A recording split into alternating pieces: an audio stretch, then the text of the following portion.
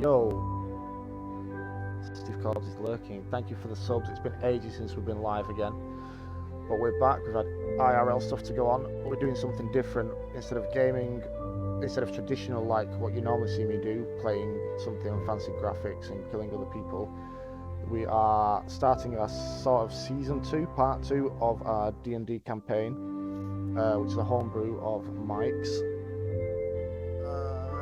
Yes, that's one of the songs you made me, you beautiful, beautiful man. So this is season 2. He's going to tell you a little bit of sort of backstory, a little bit of lore.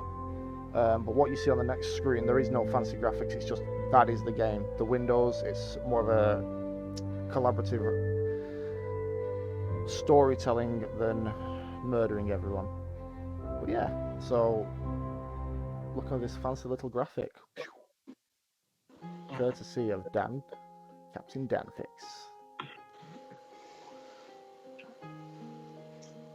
So I think just to carry on what Steve said there, so this is a theatre of the mind.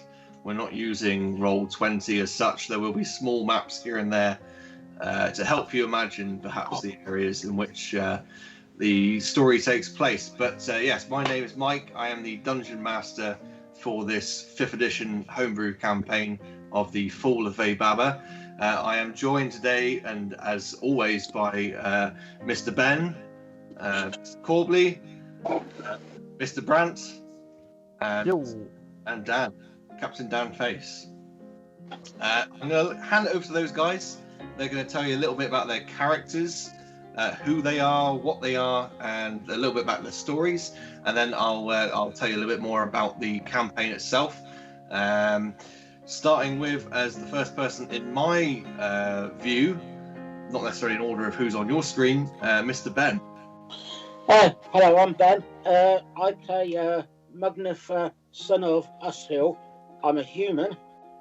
I am, most of my level is a wizard, but I do have a little bit of experience as a thingy-majiggy and a rogue. Not a rogue. Why am I not looking at the right piece of paper when I say this? I should keep to my script and carry on. So, as a ranger and a bard, so nothing like a rogue. Well, bard maybe, but my character was brought up in a court of a vampire. He was the employer of my parents. My son of Ushill comes from my mum, who I just took it from my mum. I made it sounded good, and I met the characters you'll see in a minute on our adventure in the city, a dwarven city of Canada, if I'm pronouncing that right, that had just been attacked, and they had just saved the city. I'm downgrading it. It's probably about the size of a village now after the attack, and I am trying to get information and explore the world to gain information to create a library in my town. So. Thanks, Ben. Mr. Corbs. Hi, I'm Steve, and I play a character called Volta. Volta is half German, half elf warlock, who is he's basically a refugee from the sack of his home city, wandering the world trying to just rescue his family who are held in thrall. He is quite a cheerful chap most of the time, but occasionally likes to get a little bit murdery. Thanks for that, Steve. And Mr. Brandt, would you like to tell us all about your character? Mr. Brandt, I will start in 1 second. As you can see here, these characters are our 4 characters that keep cropping up. It'll show you a bit of a picture about them. And at the bottom, like you see Walter now, the heart is his HP, the shield is his armor, and the eye on the right is his perception, what he can see, depending on outside factors. But anyway, my character is Logan. He is a human variant fighter / barbarian, wielding a greatsword, whose was brought up in the fighting pits, no parents, no nothing like that. He's just been a scrapper, a proper little brawler all his life. He was just like a pair of trousers and this massive hulking great sword. But just before Season 2 began, a couple of months ago, he managed to get hold of some red dragon scale armor, so now he's outfitted in that and he's pretty pleased with himself. So he's trying to find out a bit more about his own past. But that's as far as he knows so far. Cool. Thanks for that, Steve. And finally, Mr. Dan Cottingham. Hello, I'm Dan. I play Combat Unit 1937261493382117, also known as HK. He is a Warforged barbarian, and he's the longest surviving member of this party. Not quite from the beginning, but relatively early on. And he got stuck. He was part of the Great War long in the past, which I'm sure Michael will vaguely go over in a bit. But he got stuck in a hell dimension for a very, very long time and was eventually brought back by some of the older members of this party. Since then, he's been going around on the various quests trying to notify people and inform them that something big is brewing in the underworld, and maybe we need to do something about that. That's me. Cool. Thanks for that, chaps. Well, we won't waste any more time messing around with any other bits. Let's go a little bit into the history of the game rather than the lore of the game. I think the lore is probably going to become more apparent as the game goes on. But we'll go back to session number 1, which I think happened somewhere between a year and a half, maybe 2 years ago. The party began on a small island southwest on the map, known as Penn Island. I'll leave you to decide the joke on that one. Anyway, in a town called New Waterhold. It's a newly established settlement here on this island, and the party arrived there after some combat on a ship. I didn't want to go straight into the whole you meet in a tavern. No, this time they met on a ship and there was straight away combat. So the party arrived here on this island and they were told that there was a kraken in the bay causing all kinds of problems for local shipping. To help get rid of it, they'd had a crystal imbued with magical power, and they wanted to put this crystal in the lighthouse to help ward away this kraken. They discovered quite quickly that the crystal had been stolen from the docks by a rogue band of bullywugs, in which case the group had to go off and rescue the crystal from the bullywugs, or take it back from the bullywugs. I think it was the first session, in fact. I planted the item there. I didn't know if they were going to find it or not, but there was a sword encased in an unopenable box, or a box with no apparent opening. Had several inscriptions upon it, where Mr. Brandt's character at the time, called Grift, who was an elf, decided that after deciphering only probably a third of the inscriptions on it, was going to break open the box and take the sword for himself. This led him to become a homebrew type character, which I called a demonic death knight. He later decided, after I really screwed with that character, that he didn't want to carry on playing that character. I didn't expect he would, so he created a new character, and his old character fell to me as an NPC, which has been haunting the team ever since. This new NPC has been working alongside an evil elder god, where they are trying to take over the material plane from the hell plane. Now, I say hell plane. In this game, I don't stick to traditional D&D lore. There is no 9 hells. There is just one hell plane in which devils and demons exist. These guys have been trying to take over the material plane with limited success so far, as the party have managed to recover several items and artifacts which are going to help them summon another elder god, which is for the forces of good. They're trying to bring him back from the celestial plane. Effectively, the idea is there's going to be some sort of ginormous war that good and evil are going to fight each other, and we're going to find out who's the winner and who takes over this material plane on this planet. However, in the last episode, or penultimate episode in part 1, we discovered that this Death Knight brought an army of undead and demons to bear a dwarven city where there was siege. The group managed to escape through the Underdark, which caused them another untold set of problems. They then travelled through several planes of existence until finally we ended up in Asgard, the Norse. I don't know, not Norse homeworld, but the plane of the gods of the Norse, where of course Thor and Odin exist, for example. We discovered that it was destroyed long ago, and the party must travel now back to the material plane via this Bifrost. And was an old man, and he led them to it. HK had a weapon on his possession, which was made by Asgardians, a hammer, which was the hammer of the king. That's some part of the lore you will discover potentially, but basically the High King is a guy called Melnoris. He is the elder god for good in this campaign. And through channeling some energy through the hammer, HK was able to activate the Bifrost, and well, we'll find out where they go next, because this is now part 2. If you're new to this, consider it a lot like The Hobbit and Lord of the Rings. There's obviously a lot going on before, and now we are going into the second part of the campaign, which would be the Fellowship of the Ring, if you will. And so, without further ado, we will start. And with a sudden burst of rainbow light, you, the party, find yourselves slamming hard into the ground, and then darkness. Volta, Mugnaf, Logan, you seem to find yourselves on a sandy shore.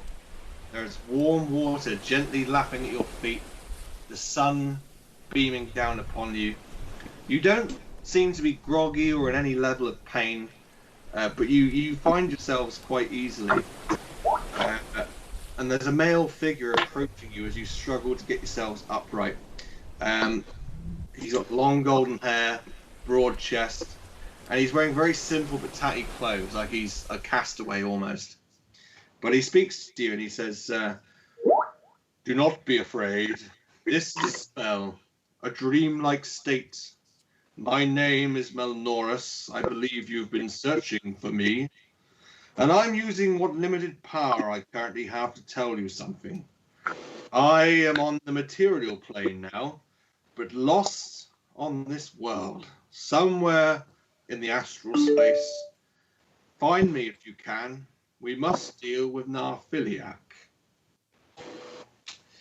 And with that, the dreamlike state fades, and you awake, suffering 1d6 worth of damage, the three of you. Crash landing out of the Bifrost. So if you want to go ahead and roll that out and apply it to your sheets. You realise, so as you start to wake up from this dreamlike state, your eyes are bleary, they're foggy, you feel your limbs are hurting, your chest's hurt from the floor, the impact of the floor. Everything is just spinning. But as you start to climb out of this, as you start to you bring yourselves back up and maybe sit upright, you look across and you see that HK is the lights in his eyes. As a warforged of the machine, the lights in his eyes are completely black. He's motionless. He's just lying there on the floor. HK, you take some time to reboot. You don't experience this dreamlike state. You are, as we said, a machine. You don't experience this as the way the other party members do. But you take some time to reboot. And for yourself, it's just within the vision of your machine-like being, it's darkness. And then internally, you just hear an alarm, similar to like a Star Trek red alert, and then before you, in this darkness, flashing, you just see warning messages. One in particular, and it says, "Power core, critical damage, restart attempt. Fail. Restart attempt. Fail. Restart attempt." And then you notice there's a buzzing and a distortedness about this. And it goes, "Fail, fail, fail, restart, fail." And then nothing. And in this nothingness, you begin to feel a lightness about yourself. You're no longer constrained by the physicality of being a machine. You see all of time and space before you, just an open expanse of stars, nebulas, galaxies almost outstretched. And you start to wonder yourself, how is this possible? What is going on with me? What is this?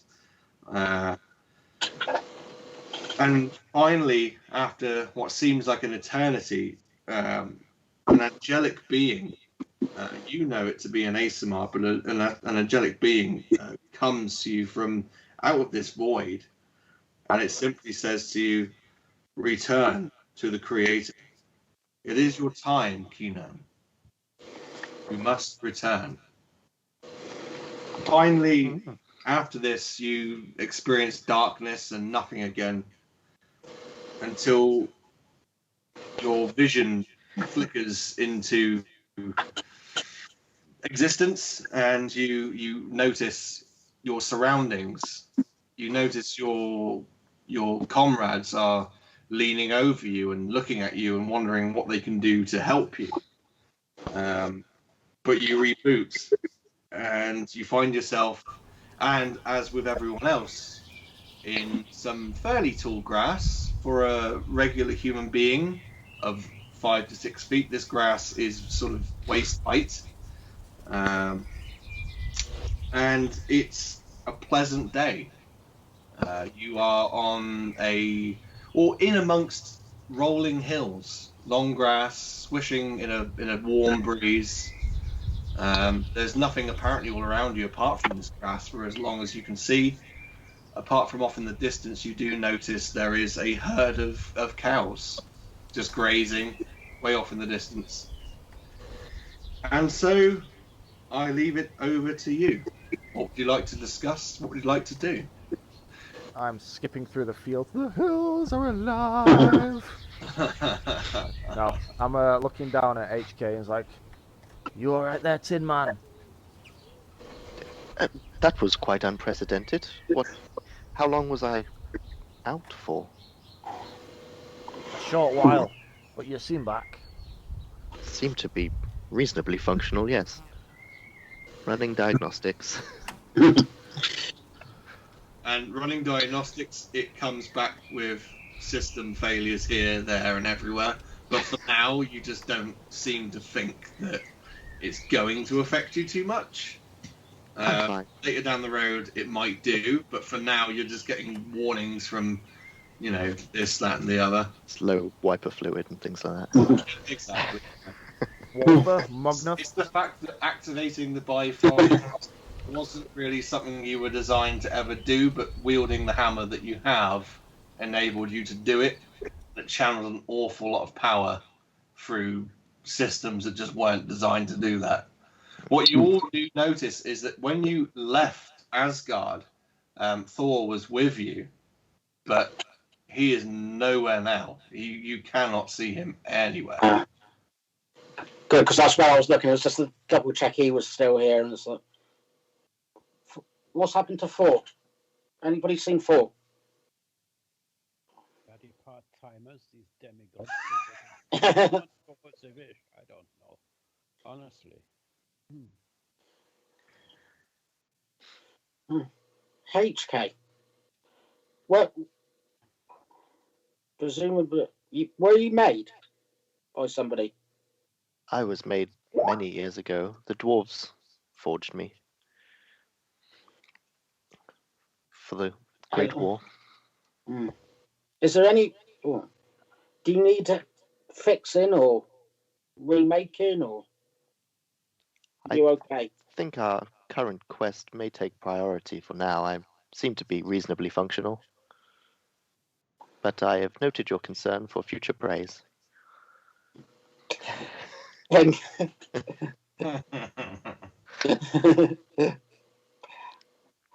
you.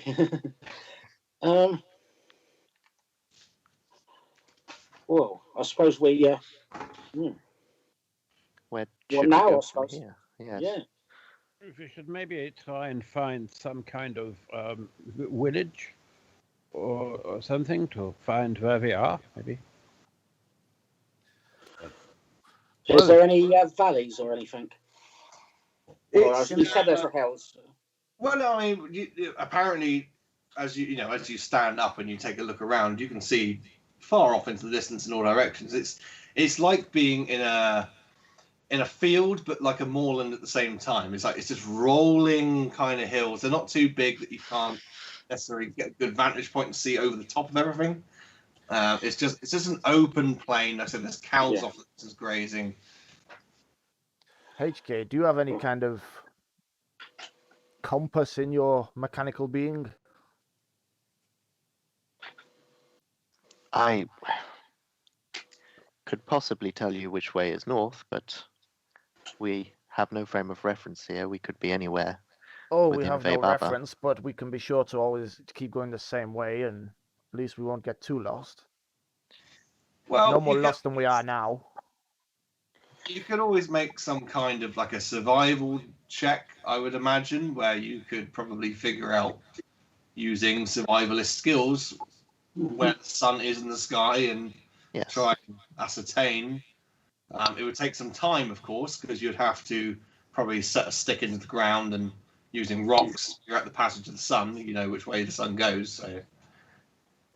I presume the sun in your world goes the same direction as the sun in on Earth.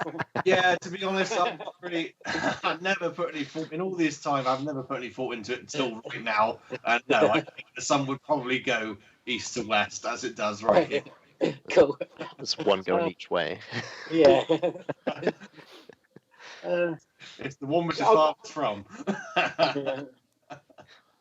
Well, 2 forts. We go up on top of the hill, see if we can get a better vantage point.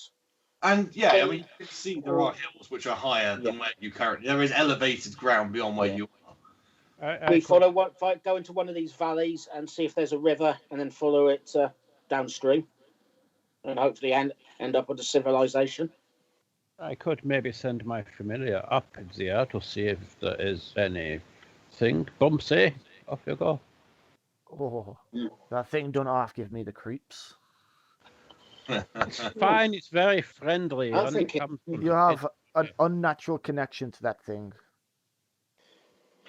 Well, that is kind of the nature of the job description. It doesn't make it any less normal to me. Well, there's nothing wrong with a pet. There is nothing wrong with a two-tone raven. Well, you can certainly send your familiar up. What is its range of vision? Does it have a range of vision, or is it like? Now you're asking. now Don't ask complicated questions. I mean, I don't know. I'm not entirely sure either, but I will soon find out. Well, I mean, yeah, you can certainly send out. I know, obviously, you can see basically what it sees, or it can relay back information to you. I just want to send him up for a little scout and rallies. But it's interesting to know if it's. It's interesting that it has a visual range. It's a very good question. I know that while it's within 100 yards or so, I can tune into its eyes and see what it sees. But I just don't know how recently it went for an eye test. So I'm not quite sure how far he can see through the sky. But I think try to tune into him and find out. They can relay information back to you when they go out and about, can't they? So they can go off and come back. And is it spectral, this raven, or is it physical? No, it's physical. It likes to sit on my shoulder and eat crackers. Okay. That's I've cool. just got Iago in my head. As you send this raven up, I'm not going to say it relays. I mean, we don't know the answer, so I'm not going to say it relays information back to you. But you send it up, and it flies around overhead, maybe like, I don't know, 50 feet above you, maybe 100 feet above you. It sort of takes off and goes up, and you see it circling. As I say, it's open. It's an open sky. It's a lovely day. It's clear, and it probably sees some things.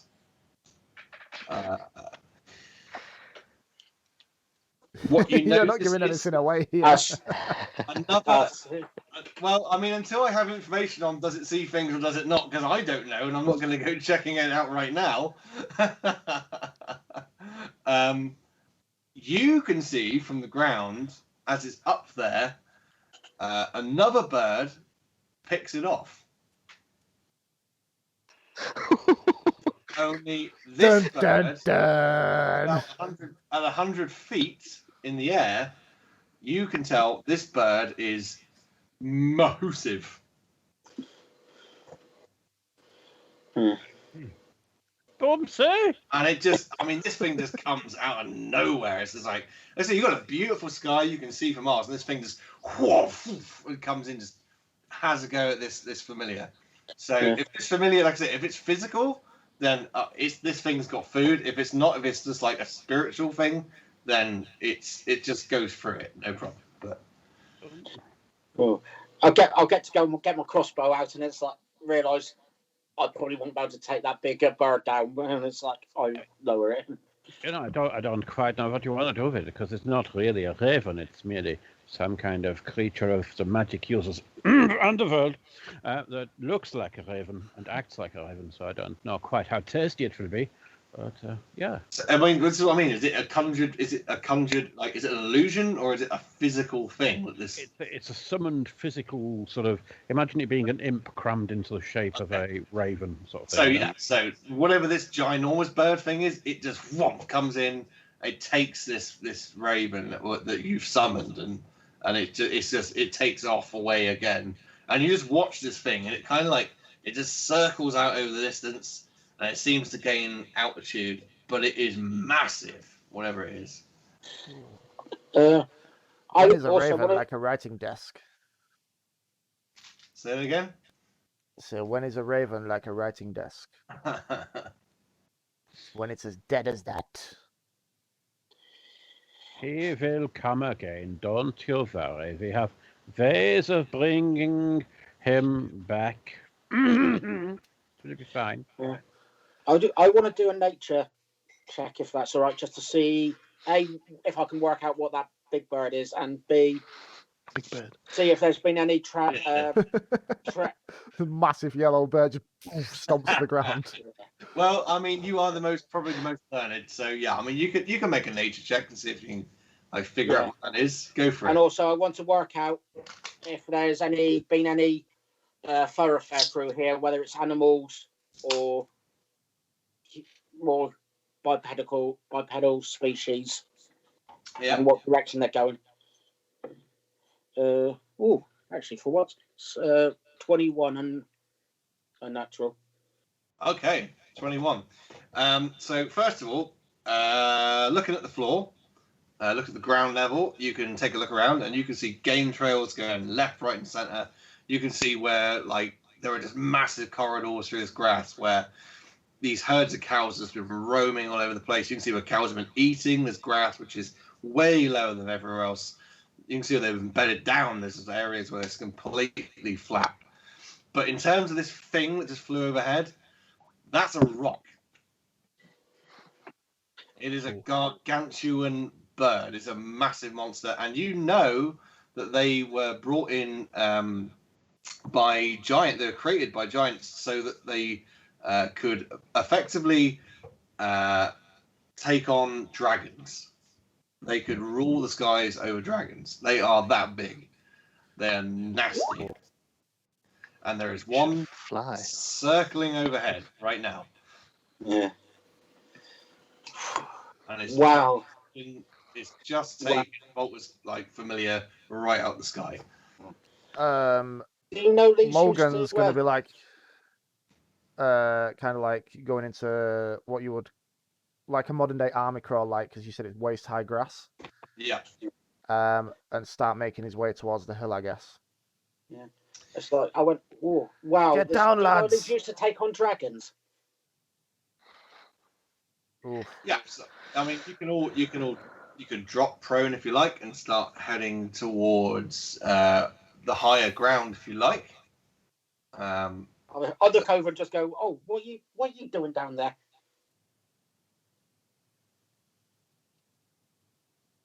Well, Have you not seen what happened to Bumpsy? Bumpsy's gone. Oh, R.I.P. God rest his soul. But I don't know why I have your accent. But I don't want to end up like that. I do not want to end up like that, so I'm going that way. yeah. Then most like ranger skills so like come into mind. It's like, oh, sugar, yeah, better get down. So like,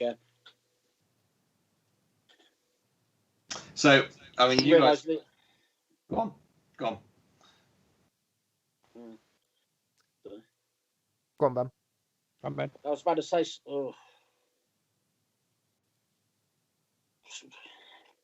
I think top of the hill it is. Then, guys, shall we head that way? Yes, we I know want it's to get up there. potentially closer to that, but we're sitting ducks here as much as up there, and up there we may have gained some bearings. It's either that or we head for the valley and hope we find a river and follow that. I didn't know you used bearings, HK. I thought it was sort of elastic band technology.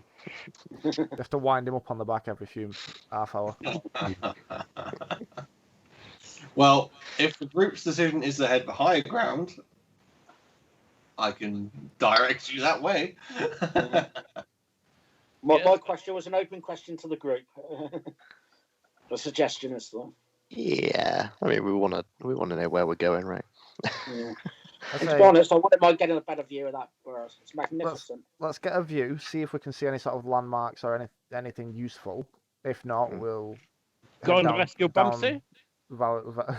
down the valley either way. But Well, we could potentially collect Boopsy's corpse. Where did the name Boopsy come from? What the hell's that?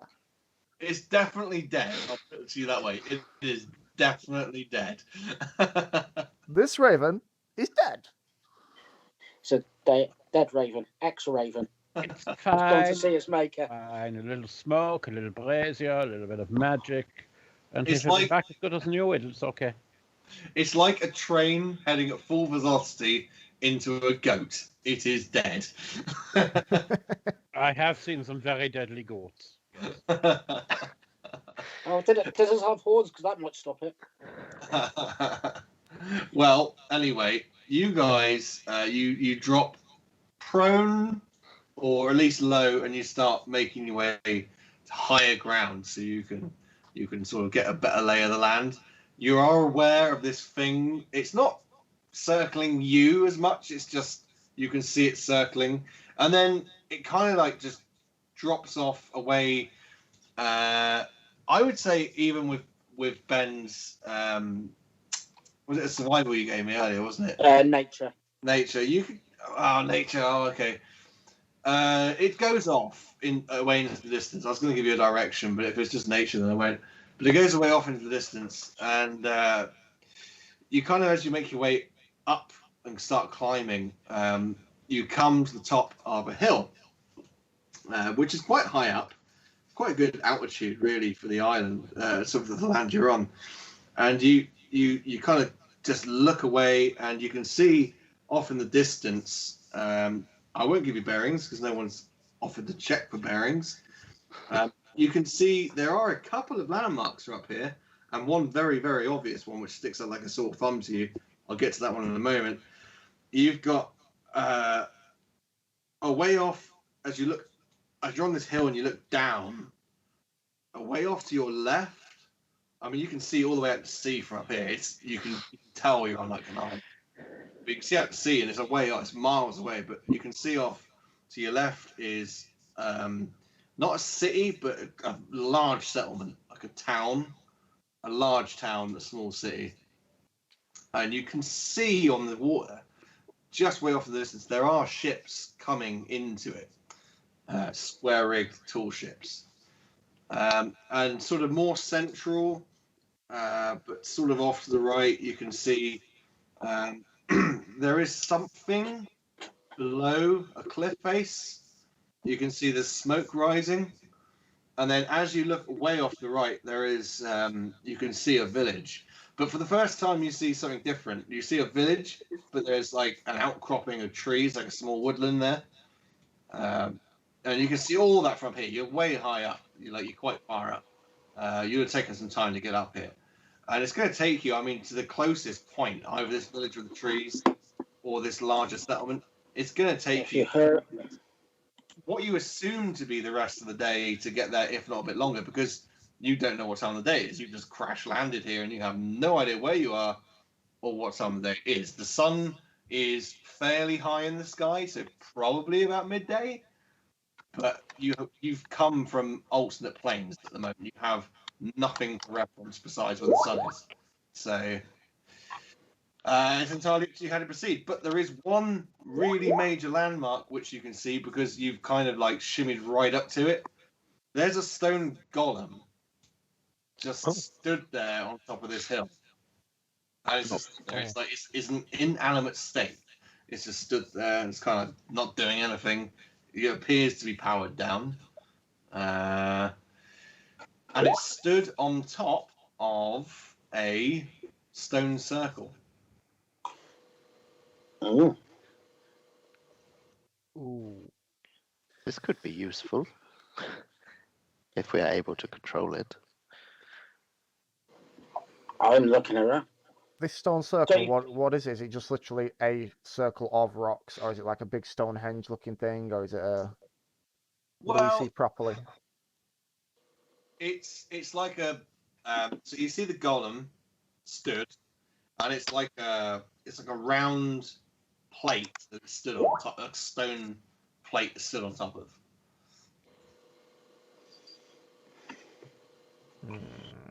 So it's not Stonehenge. It's not like it's enclosed in a circle of stones. It's on like a capstone, if you will. Oh, fair enough. Say, Walter, can you do some of that light hand stuff and check that out? Light hand stuff? That wishy-washy, magic-y business. That unnatural stuff. Ah, the wishy-washy magical business. Yeah, let me just give that a little bit of thought.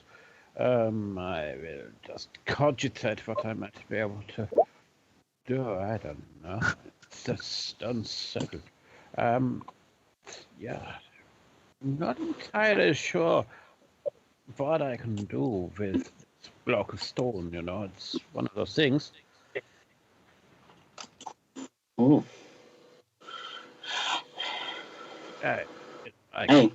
I could blast it, but that won't work. No. It doesn't It's, seem to it's a thing of beauty. We don't want to blast it. I was might. thinking Have more you of... seen what happened to Bumpsy? You used to do a thing where you checked for like energies or magics or... So, I don't understand how your whole world works, but you used to be able to check things. Cool. Yeah, I've got to detect magic. I can detect magic here. Yes, that's the one. Yeah. It was something like that. I don't like your Mm. magic I think lights. that fall into the ground maybe made you forget what kind of magic I wield. Mm? All you magic kinds are the same.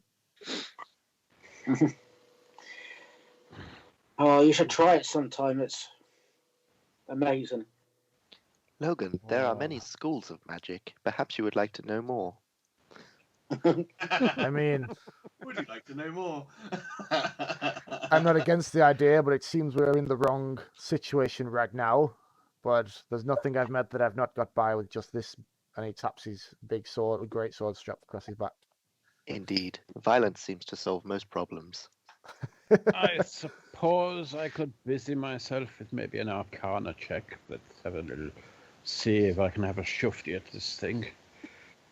Yeah, Back you, away, you stupid mortals. you could totally make an Arcana check if you want to roll for an Arcana check. I will roll for this arcana check if it will roll for me. And, oh joy, I got a 13.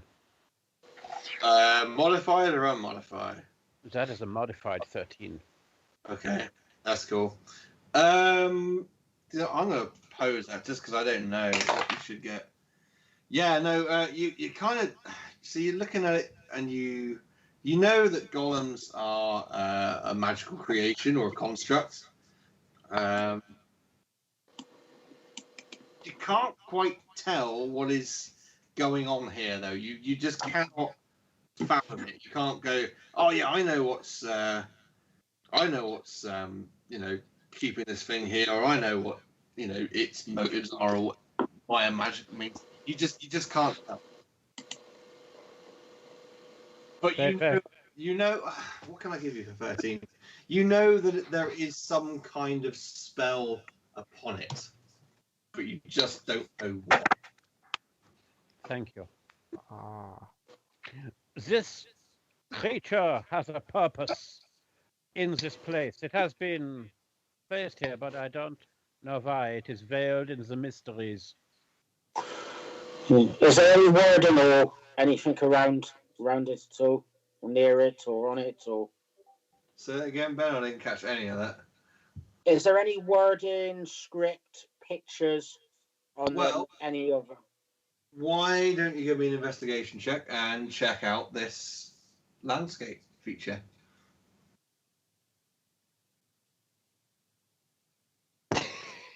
Do it. Cue landscape. Do it. That's a very serious face. He's totally frozen. He's trying.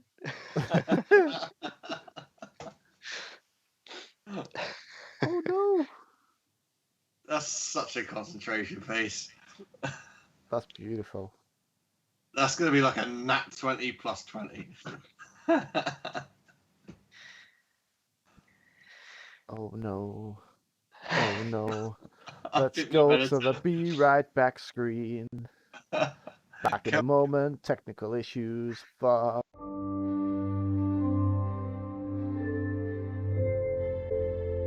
You know, The Rock from the films has just flown in and eaten my familiar. No! It's the Rock. I don't want that. Just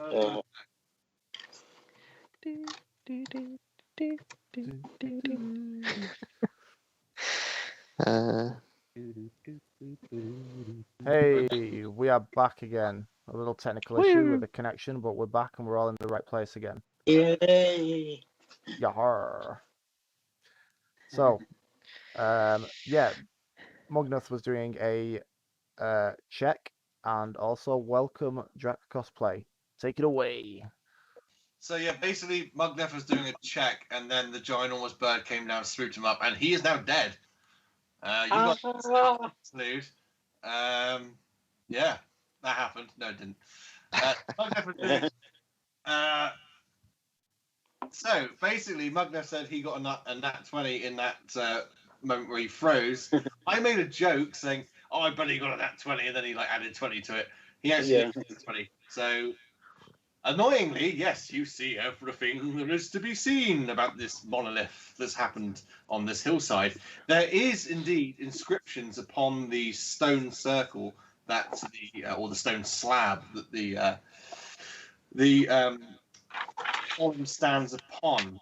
You know this to be, being a learned individual such as yourself, the language of Defek. Ooh. Gethek.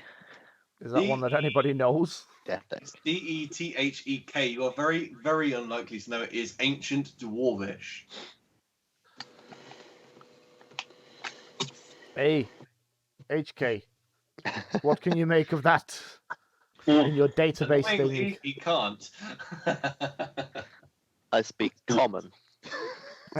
You were made by ancient dwarves, man. For a war. God damn you. Stole the manual on the international package. Just Sorry, mate.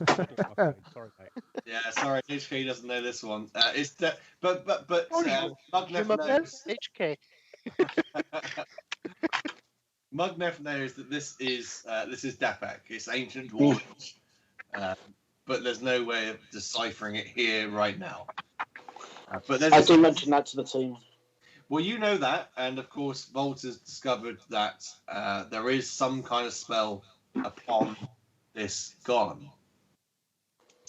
So you can see, as I said, away off in the distance, you've got a couple of options as a town. There is some smoke rising from a more central location as you look down the hill. There is a village off to your right, far off to the right, and you have this golem on top of this stone circle. And there is, of course, this giant bird flying around, which seems to have disappeared off. As you look down towards the towns, it's disappeared off behind you. And as you look down the hill behind you, there are further hills and dense woodlands. I want to make sure I write down what is on that, all the wording. I've got ink and parchment and stuff. I'm going to write everything down. Yeah. You'll need to take some time with ink and parchment to write stuff. So, I mean, I would as long as say you're going to write notes about what you're seeing, and you probably need a short rest to take that time. While Mugneth's taking his notes, I'm going to go up and see if this golem reacts to me in any way. I'm not going to touch it. I'm not going to touch it. I turn to I'm like getting flashbacks to session number 1 of this entire campaign. Listen, right. I turn to Walter and say, This "Good season job, 1, but, I went through 4 characters. I've got to start season 2 as I mean to go on.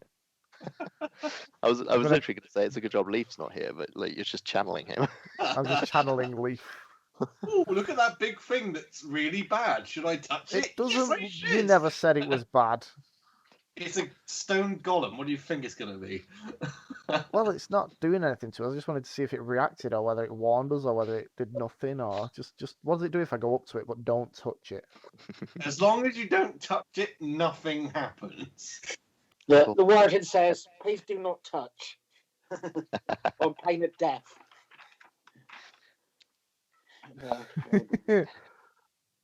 I so want to Underneath touch here it. it says, Leaf was here. Who is this Leaf fellow? Has any of you fellows got any ideas about this? It seems to do nothing. It's more like a statue than a golem. Maybe it's broken. It's more like a golem than a statue, but just because we don't know what it does or why it does not mean that it won't do it. So stay back from it. I suppose you're right. We could maybe get this writing what's the fucking word?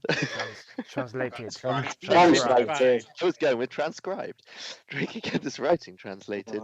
It may aid us, it may hinder us, but I'm happy to bow out to the more knowledgeable people. Just run your decoding algorithms.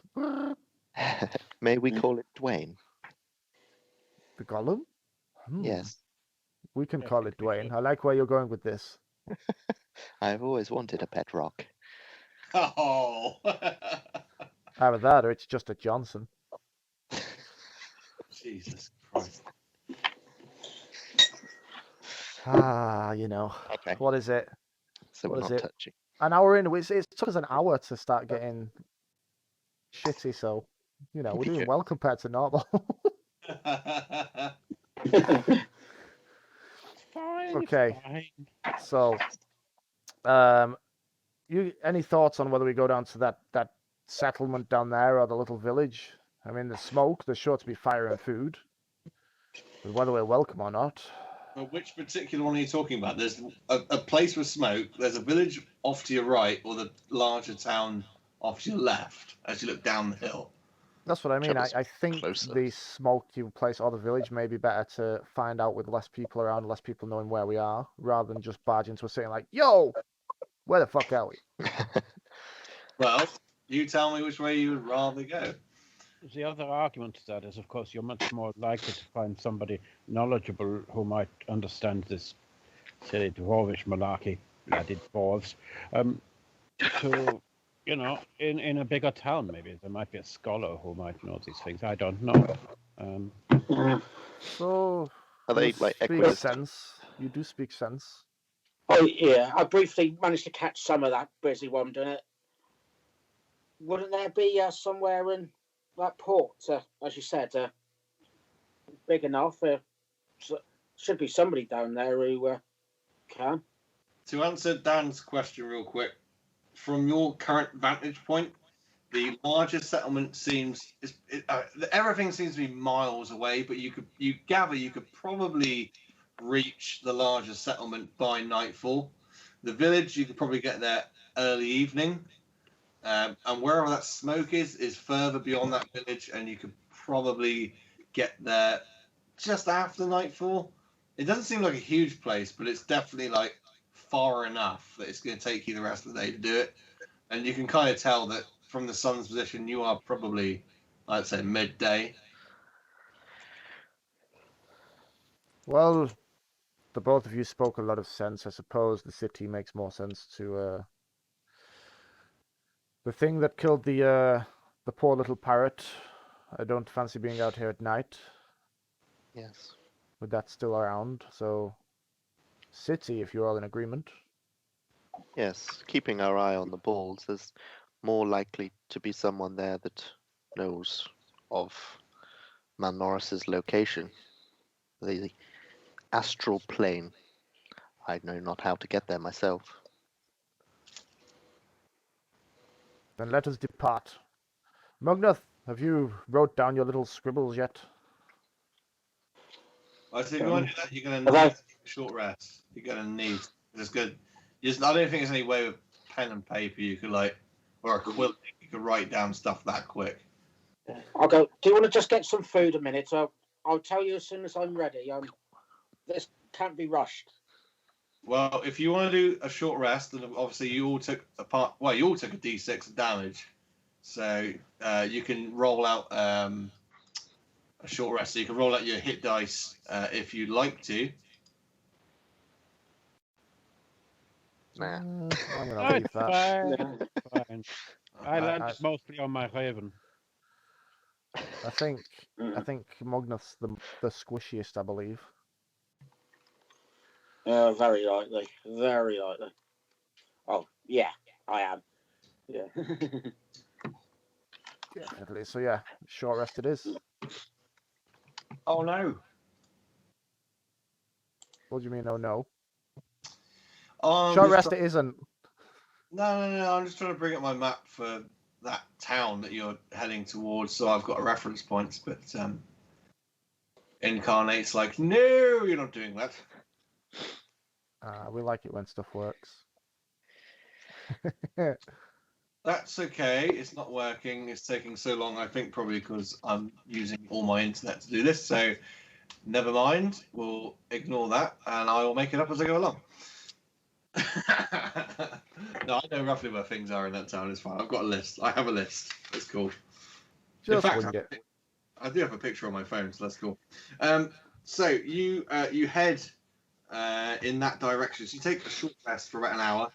Like I say, if you don't want to roll out any hit dice, that's fine. You can stick to your D6 of bludgeoning damage from the fall or from the impact of your arrival back on the material plane. But you take some time and you head down through this grassland. You don't see any more of this large bird overhead. You do come across more and more game trails until eventually you come across a road, and it's like a cobbled road that just sort of weaves its way through these hills, and also the grass is bedded down, and it's much shorter there, and you can make your way onto that, and that leads you down through these hills, and it takes you, as I say, the rest of the day really to arrive. But as you do, you come in contact with these buildings, and they're all fairly close together. This first part is always like you can sort of gather as you approach. They're like districts. You can sort of see as you descend. You are coming from higher ground. You can see districts. Buildings are a different design or different where if that's the right word. Where some appear older, some appear newer, some appear more well maintained. You can see amongst more sort of looking like civilian type buildings or residential buildings, there is a large central feature, which is this huge, grand sort of mansion-y type building surrounded by stone walls. There is a clock tower and a watchtower inside of these walls. And you can see the sea from up here as you enter in. There are no walls around the town itself, but you can see off in the distance various boats, whether they're moored or sailing in or sailing out. Large ships, like a like a sloop of war, that sort of thing, or a man of war, whatever. And they're all sort of coming in and going, or they're moored. And you can see a busy industrialized dock right on the waterfront there. But as you come in on this road, the first thing you'll hit with as you enter the first district here is a pub. And there is a sign hanging outside the door, and it's called the Landlubber. That's the first Landlubber. noticeable landmark you come to here where you're actually interacting with it. Of course, there are, let's say, other residential buildings there. But the streets themselves are paved. They're like cobble streets. Your very traditional seaside-y town. Tall, slender buildings all crammed in fairly close. It's quite claustrophobic. I mean, what good couldn't be gained from a meal, a hearty drink, and a town secret flows through its pubs and its bedchambers, but I think we'll stick with the pubs. Yeah. Sounds like an idea. Worth a check. I need to grab some bits and bobs and probably also see if I can find somewhere for this translation as well. What you notice, as I say, as the day has worn on, as you've gone into here, the sun is now going down off to your right shoulder, so behind you almost. So you kind of gather you're in the east as this has happened. You're on the eastern part of this island, I think. But yeah, the sun's going down, the sky's sort of coming red and orange. But again, it's a pleasant evening. It's almost like summer. But if you want to go inside this pub, you are greeted by people who are dressed in not rough or tatty clothes. They're just wearing comfortable clothes, like a loose shirt, loose pants. Some of them look farmery sort of types. Some of them look like travellers. They might have worn clothes like maybe yourselves have, with big packs.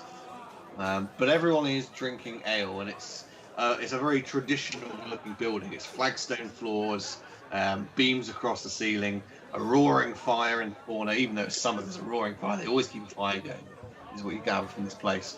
There's a smell of just dirt and hard work in the air, and a bar which sort of fills one end of the room with various barrels behind it. You gather probably beer, mead, wine, and there's a chap working behind there. He's got very short, very close-cut hair.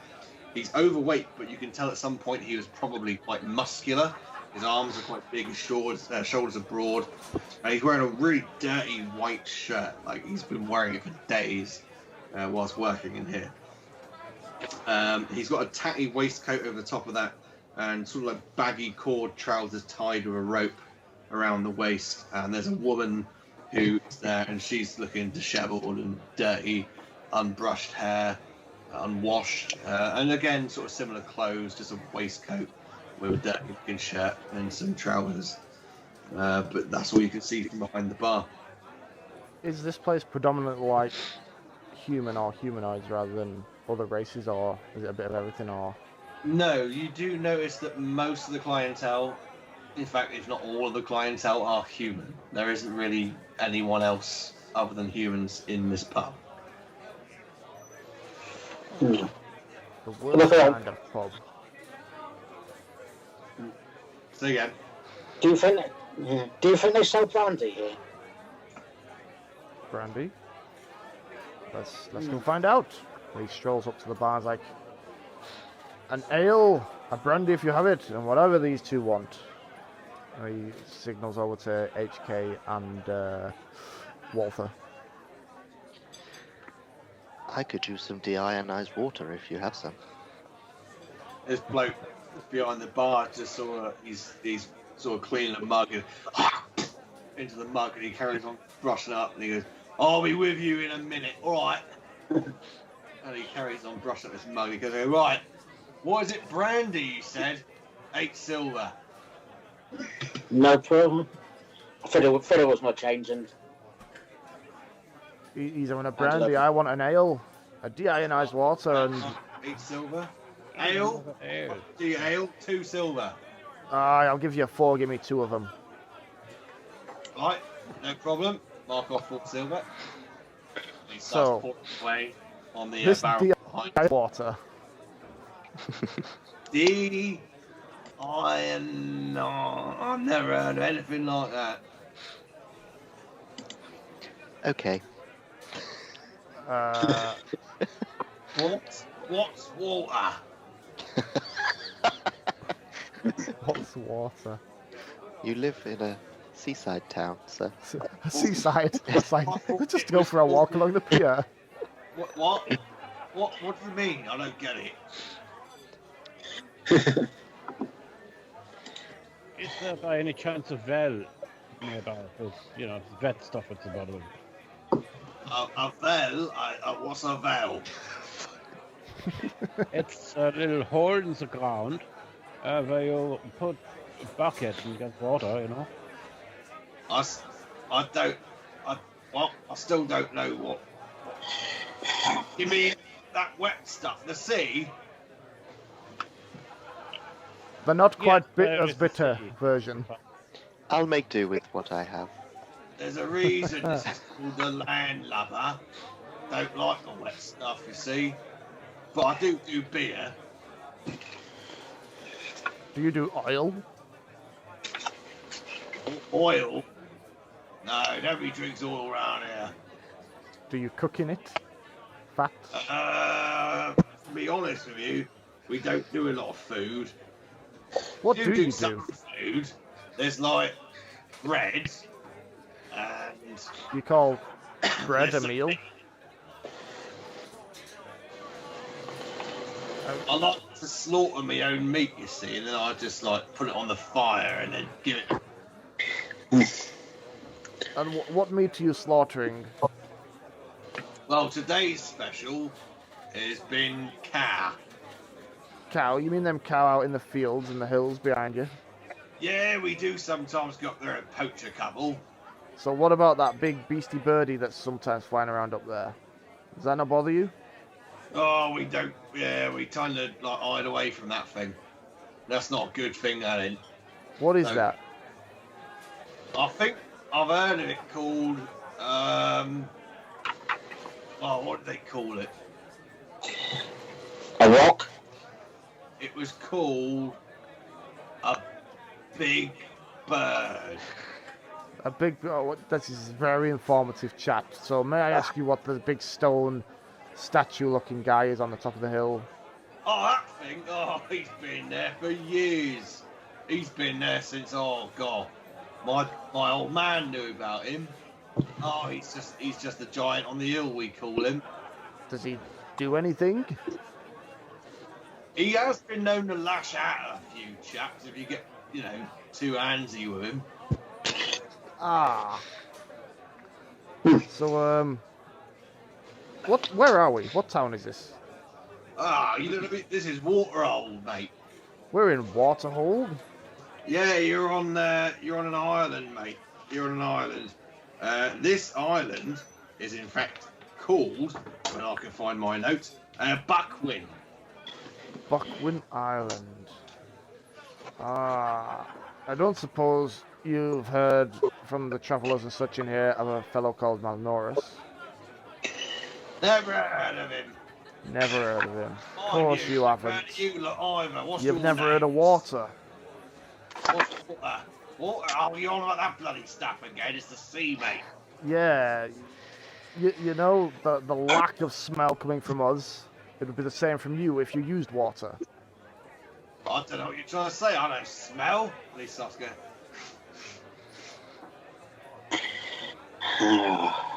Oh. Whoever's not talking to him, I'm just going to whisper. I don't think we're going to end up getting anything out of him now. Right. So you got 2 beers. You got brandy, and your mate here, that mechanical-looking thing. He wants. I don't even know what you call it. Iron water. Ah, forget about him. Is Is there also known as homebrew. a college or a place of study or anything in this town? Yeah, there is a library, but it's in the it's inside the Naval Academy. You see, I'm going to go out on a limb and say you don't go there much. well, you're not allowed to go in the Naval Academy unless you've got an appointment. And how would you get an appointment? Don't know, to be honest. I never had means to get one. Well, Who is Is the the- rulers in this town in this case? I didn't quite catch that, mate. What was it you said there? Who is it that rules in this town? Oh, there's no ruler as such. It's like a central government run by the Navy, you see, and they sort of like run the place instead of that poncy old king over in the mainland, you know. what's that Ponce old king called? I don't know. I'd I say can just tell. called Ponce, but We can tell you never went into the Navy nor the library. is there like an Admiralty building or a harbour master who for the Admiral or Navy? Oh, there's a harbour master. Yeah, you can find him down by the sea. Do you, Uh, do you fuck? Do you rent rooms here?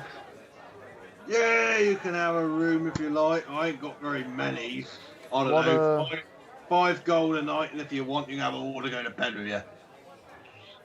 Then, one last question. What is the name of the harbour master? Ah, yeah, hang on a minute. I'll have to go through and have a little think in my mind. Is your mind that notebook over there? Do Do you not remember much? It's got a flip chart on the wall. Where the bloody other Ah, yeah, his name's Percy Elligar. What happened to What good old was your name, John's? sir? My name, well, you haven't given me yours yet, but my name's Finley Gardner. Mugnef. Nice to meet you. Yeah, and you too. Well, Finley,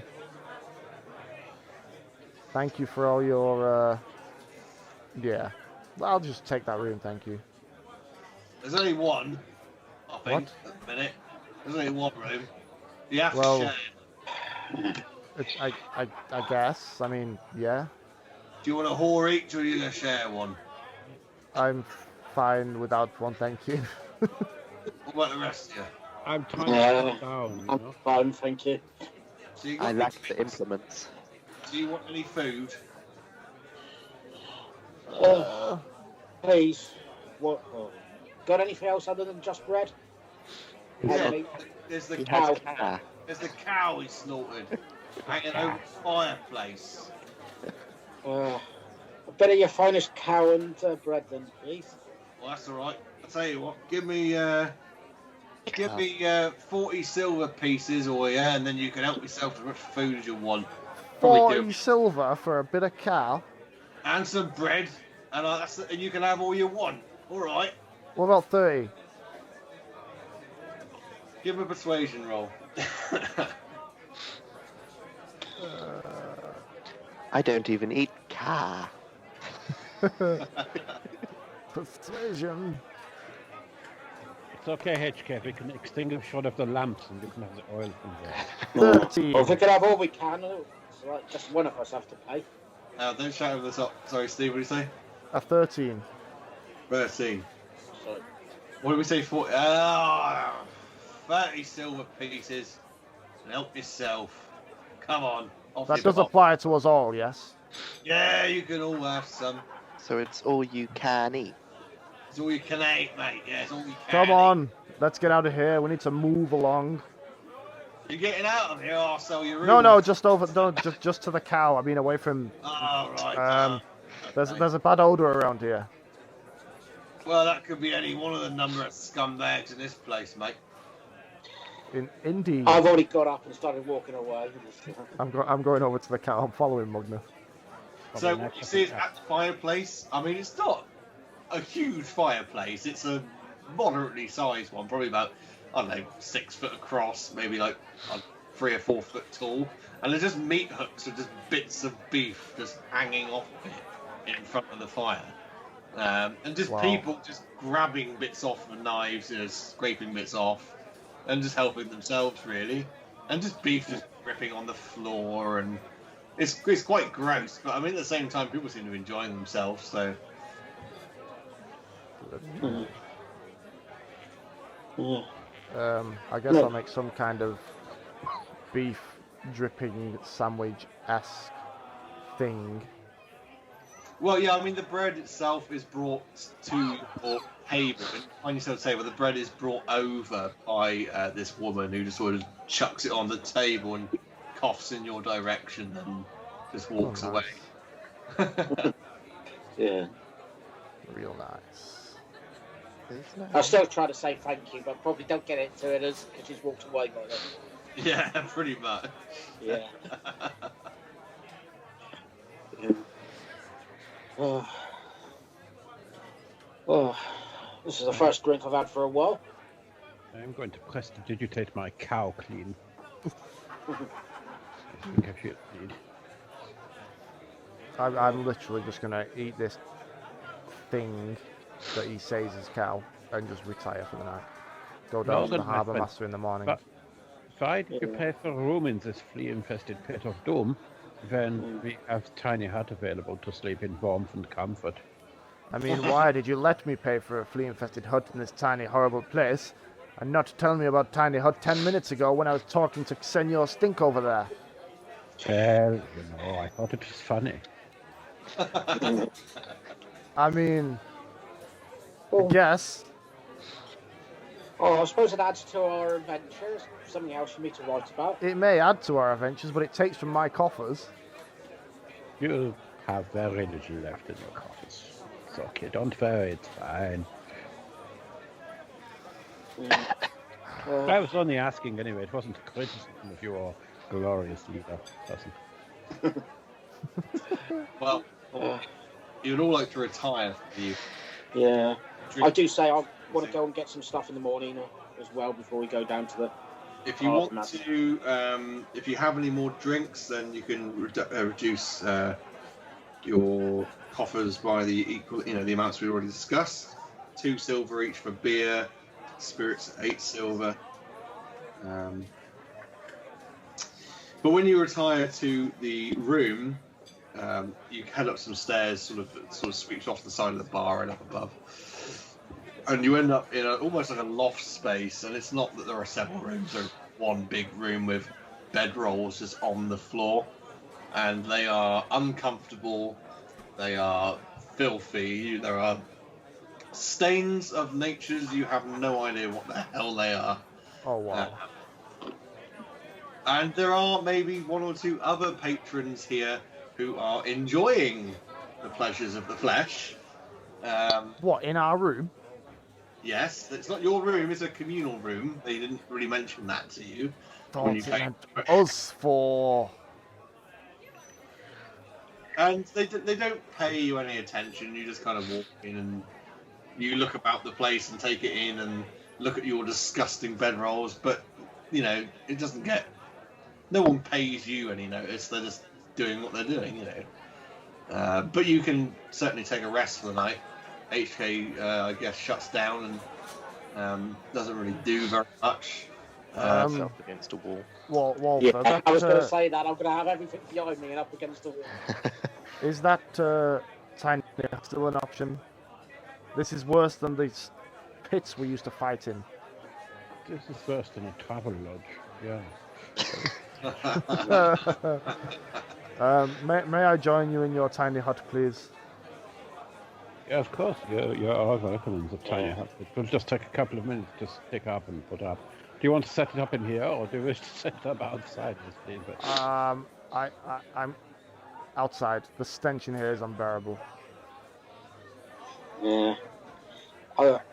Yeah, I think I have to agree. As much as I wanted to get try out new things, this is slightly below my standards. Okay. I just go and tap on HK's sort of shower. Ding, ding, ding. Like, Are you coming? Or are you staying in here? I will accompany you. Excellent. I Magnus, wish to leave would a you like bad me to review on request Trust Trip a lady? Advisor. Yeah. Well, I'm putting a 1-star rating on Quest Advisor. Yeah. That's it. you head outside and you set your tiny hut up, and you'll, in fact, have a pleasant night's sleep, or rest, or shut down, whatever it is you do. HK and Volta. I imagine Volta. I think you probably do sleep, or do you do a trance? Being half elf, I can't remember if it's sleep or trance. It's a bit of sleep, you know. Bit of sleep. That's cool. So you set up sort of camp outside of this pub. Oh, hopefully it's somewhere a bit safer than just outside. Well, you can. Master Veritas, nobody's getting in the bugger. Yeah, I just don't want anybody suddenly walking into a random object and the. Well, you awake in the morning to banging and commotion outside of the tent, and if you were to poke your head out, you see that passers-by are sort of walking into. Oh, that wasn't there yesterday. What the hell's going on here? What the fuck's that? And all that sort of jazz. And maybe the odd horse sort of like that sort of notices it out the corner of its eye. It wasn't there yesterday, and it's used to its route, perhaps, between here and the outlying farmlands. But you're all awake. You can certainly take breakfast in the hut. I would think you'd have plenty of time to do so before it fades. And I think you all had supplies as well. Yeah, I would probably want to get more supplies, I guess, as well. Well, Can I suggest we find them elsewhere than this fucking landlubber? Well, I was about to say, what would you like the order of your business to be for the day? We definitely need to go to see the harbour master, but supplies wouldn't be bad. I've got 1 ration. Yeah, I want rations, parchment, maybe a bit more ink, arrows, and I want to just go and send a note off to home. Well, you can certainly make inquiries about the town or the people passing by after you've sort of got yourselves ready, and they do indeed tell you near the where the naval college is, or whatever I call it. I can't remember the naval building. Just off to one side of it, there is actually a marketplace, the town's marketplace. So you can certainly go there and sort of resupply if you'd like to. Would you like to head there, or did you want to head anywhere else? I mean, it's up to you. It seems like a logical place, especially I would think it would be nice and busy and stuff in the morning. Let's secure supplies, because the last thing we want to do is to have more cow. Well, if you head just down through the town, follow the directions, you'll go down through these. Speaking of supplies and rations, do we want to take a quick 2-minute break so I can fill my bottle up? Yeah, if you need a break, then certainly carry on, and we will resume shortly. Literally be 2 minutes. Just if you need a loo, go loo. If not, grab yourself a drink, and we shall be back. We are back with fresh supplies of grog, ale, and empty bladders. Quick shout out to Maximus PID. He was the one who made that Be Right Back screen alongside some custom music that goes with it. And let's carry on. Cool. So, you guys, you're all heading down to the town after arriving in Waterhold. You stayed at the Landlubber pub, or went to the Landlubber pub. You actually paid for a room and stayed outside of it. But no, we've gone down the next day. We are heading down to the marketplace in the town. So as you go through this more densely packed sort of street network of buildings, which are all just houses effectively, you do come across a more open arcade where you do have this large wall surrounding a big building with the clock tower and the watchtower as described to you. But just off to the, I'm going to say the east side of it, I could be wrong because I haven't got my map open at the moment, is this large sort of open air market, various stalls and such. You can see in here there appears to be what is like a farmer's shop, a farmer's stall, selling vegetables and meat and that sort of thing. just farm produce. There's also let me have a look now. There's also someone selling clothing. By the looks of it, custom clothing.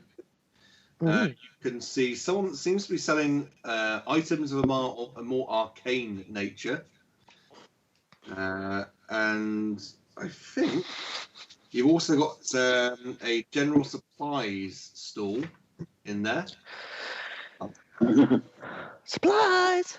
Well, those are the stalls that sort of, really grab your attention. Yes, I know, I just brushed over that.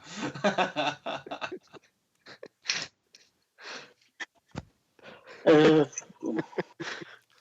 are I have no stalls words. that- I have no words sometimes. No, I don't either. Yes. So, where to, fellas? Oh, general supplies will probably get me half the stuff I want, and I'll probably need to find somewhere that sells arrows. Well, and probably the food. Oh God, everywhere. Everywhere. Why didn't you pick I'll up the definitely old head over to arrows? the foodie bit. Sorry, say again, Cobbs. I just was wondering why Magnus didn't pick up his old arrows. It's not like he hit anything with them. Oh, Oh God. Yeah, I couldn't find Sounds my like a ones, they're all broken. challenge. Yeah. He mutters to himself. It's just like, yeah. I'm gonna head over Sorry, to the food. by the way, that was just a bit of Walterism, you know. Wah! one thing that becomes quite apparent is as you look around at the people passing you by, it is predominantly humans here. There is like maybe the odd dwarf wandering around, but it's mostly humans. I might rearrange the hair over the top of my ears a little bit, you know, pull it round a little bit, make it. No one's like paying you any wonder. They're not like, oh my god, that's an elf or like a half elf. They're not bothered. What like about that. the robot fella? No one's that bothered. It's just like it's just mostly humans here. They're not like racist enough, and they don't care that one guy's a robot, one guy's like a half elf. They don't really care about that. In that case, I would stroll straight for the food place. That's what I need more than anything. I say, let's meet back here in a few moments. Gather what you need before you move down to the harbour. So you head straight for the farmer's tent, if you will, in the marketplace. Yeah, like a couple his of people marquee sort or of whatever there. he's got. They're sort of picking off produce and they're sort of paying them a few coin. And then the guy looks at you, oh, good morning to you, sir. What can I get for you? Well met, I am Logan, and you are, sir? Oh, my name's Quinn. Quinn? A fine name. Tell me, Quinn, do you have any rations or trail mix I may purchase? No, I just deal in the fresh fruit and vegetables, really, and of course meats, fresh from my farm. What about salted meats? You got any salted or dried meats? No, not really. This is just fresh from the farm, fresh from the land, you know. Okay, do you know where I can get anything of that type? Yes, you'll want to go over to Finkelsteaks if you want general supplies.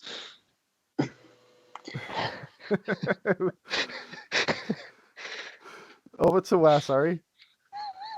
Mr. and Mrs. Finkelsteak, Albert and Fanny Finkelsteak, over at General Albert and Fanny. I'll go see Albert and Fanny for sure. Why? These accents can just fuck right off. All you can do one. That's it, right? Fuck it, we're going. He'll give him a coin for his troubles, and he'll head off towards old Fanny. He takes the coin, he sort of looks at you and shakes his head. All right, then, see you later on. He'll fucking fade to black and go to someone else. God damn you all. Yeah, I'm following because I want rations as well. So. Okay, so you can meet him on Finkelsteak's stall. Anyone else going to Finkelsteak's General Supplies? Yeah. I need supplies. I need some stuff. Yeah. So you all arrive at Finkelsteak's General Supplies, which is another stall here in the market, and it's just an elderly couple.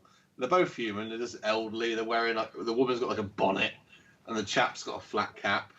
And they're just, he's got like a bit of a beard going on and a monocle, and they're just sort of sat there, and they're almost like asleep in two chairs behind a stool which has all manner of things kind of like on it. And you sort of, I think HK really like maybe knocks into the stools, and then it makes a rumble, and then, oh, hello, hello. This is Mr. Finkelstein. Hello, Morning. my name's Albert. What can I do for you, please? We're looking for some rations, rations or something like. What's going on? And then as the woman pipes up, we got some customers, dear. Will you please? I don't what? I can't hear you. And he goes, shut up, there. Just shut up. Sorry, sir. What was it you would like again? Sorry. Rations, if you've got any. Anything so that will last for days or weeks. I can do you dried trail rations. $1 piece to go. Whew. God. I will just say nothing, nod at him, and place 5 gold down. Here you go, young man. And he points to the trail rations on the counter. Just help yourself, 5 bags. That'll last you a few days. He'll pick up the 5, tuck him in his knapsack, and go and just like wait in the back. And this old woman's just looking at you. Don't you take any more than 5. I'm watching you. I don't suppose if we'd had to buy 10 or so, or maybe even 20 or so between us, we could get some kind of discount. Don't be stupid, young man. I haven't got that many. I don't make that many every night. Oh, how many have you got? I've got 10. And he's just bought 5.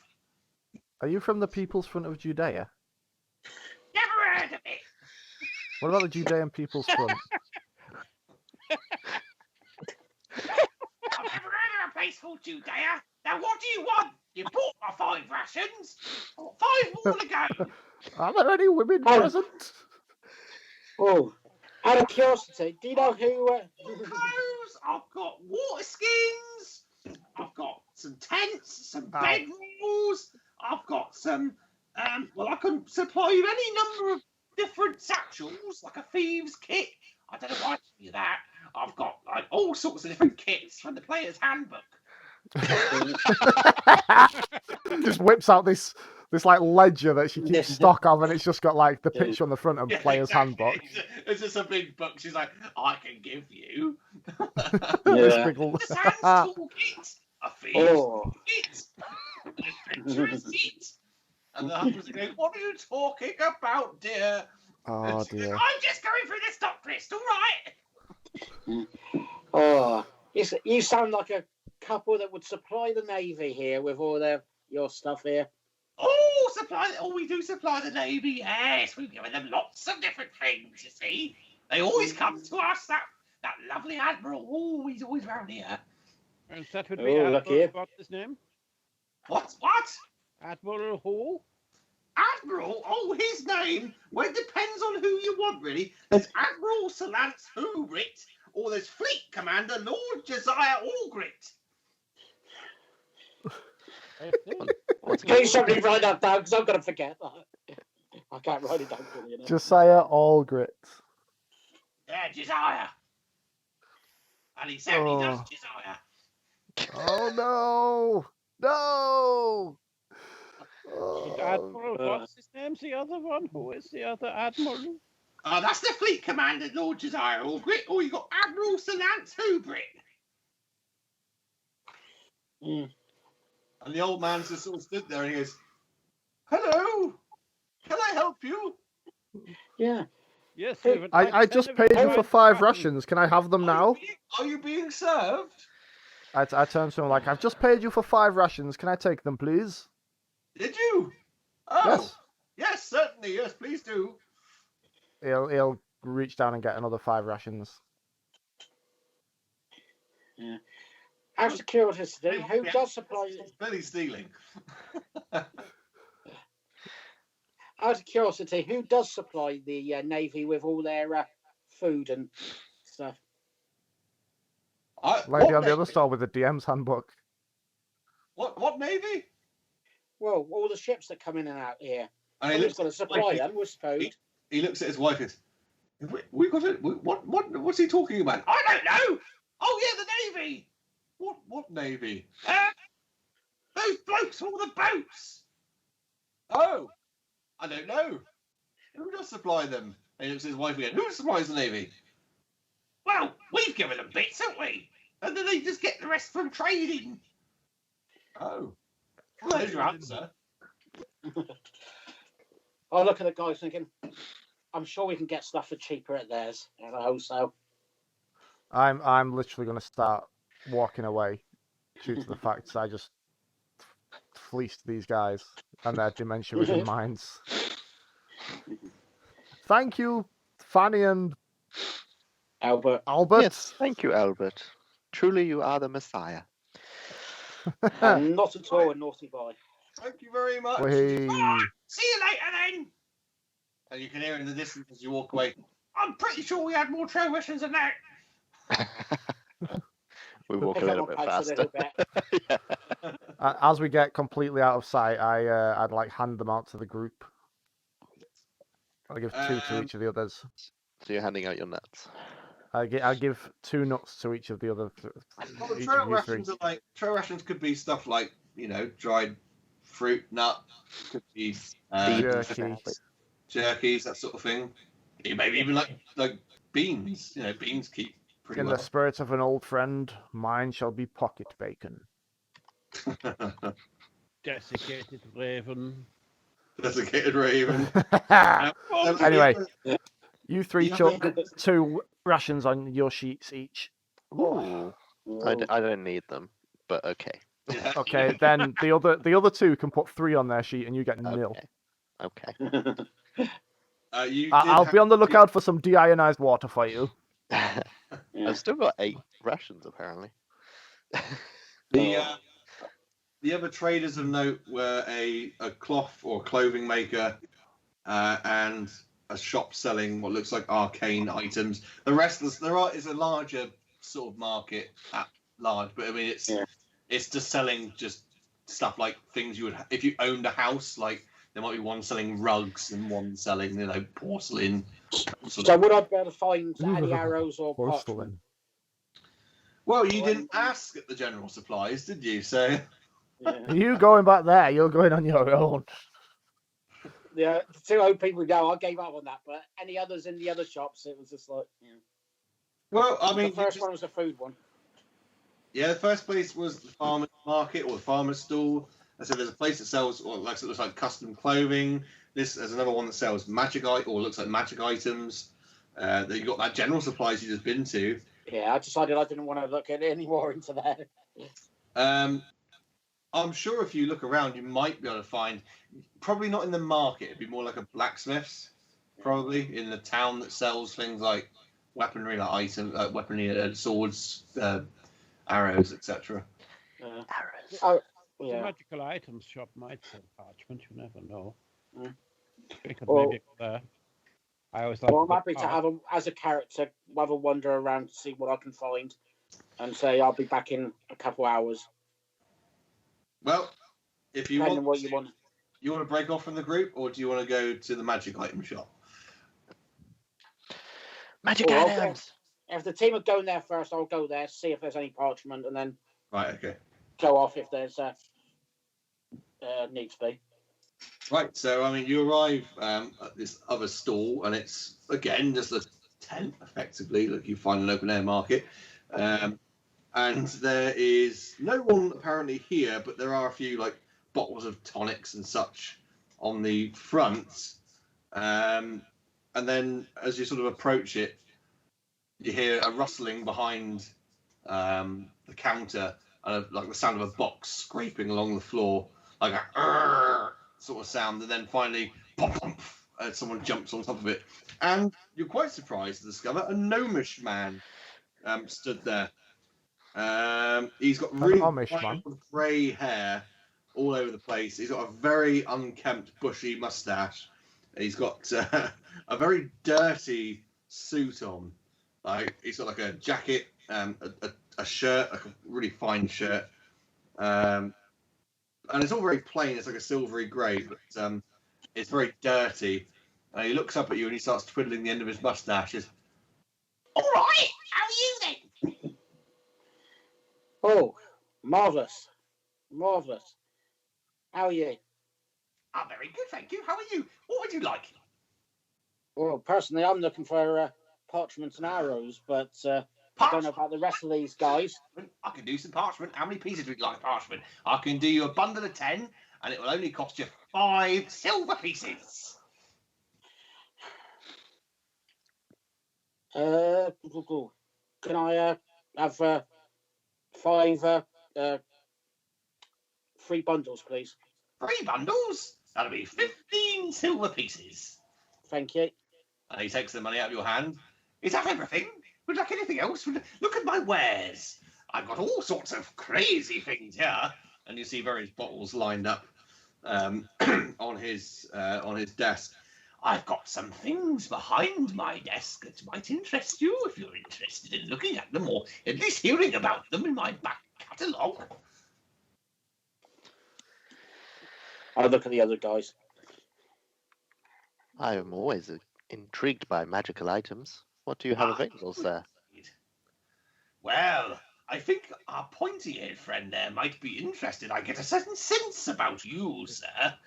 I have a particular dagger. It's called the Blade of the Cult.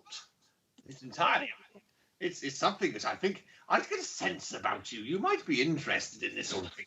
And there's also other things. I've got a magical broom behind here that allows you to take off and make flight into the air. But I wouldn't recommend it around here because there's some nasty big bird flying around. What is your name, good sir? My name is Fizzgirdle. Oh, Brit Fizzgirdle, and welcome to Fizzgirdle's Fizzgirdle. Magic and Tonics. As someone who has never dabbled in these arcane magical arts, do you have anything that may bring a beginner into the world of magic? Something simple. Well, I can certainly make you some spell scrolls. Oh, how does that work?